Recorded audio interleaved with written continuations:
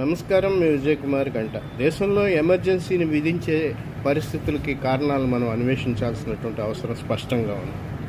పదవీ రాజకీయాల్లో భాగంగా జరిగినటువంటి కుట్రల్లో అప్పుడు దేశంలో సృష్టించినటువంటి అల్లకల్లోలాలు, అనేక రకాలైనటువంటి ముసుగుల్లో చేసినటువంటి పరిస్థితుల్ని మనం గమనించాల్సినటువంటి అవసరం ఉంది.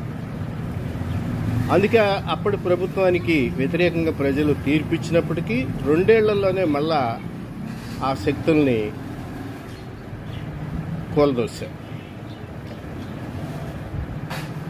ఇప్పుడు దేశంలో ఎటువంటి పరిస్థితులు ఉన్నాయో ప్రత్యేకంగా వ్యాఖ్యానించాల్సినటువంటి అవసరం లేదు. ఇప్పుడు పదే పదే ఎమర్జెన్సీని ప్రస్తావించి కాంగ్రెస్ అలా చేసింది ఇలా చేసింది అంటాం కాదు, కానీ దేశంలో ప్రతి పౌరుడు కూడా స్వేచ్ఛగా తన మాటను చెప్పుకునేటువంటి అవకాశాన్ని కల్పించాల్సినటువంటి అవసరం ఉంది.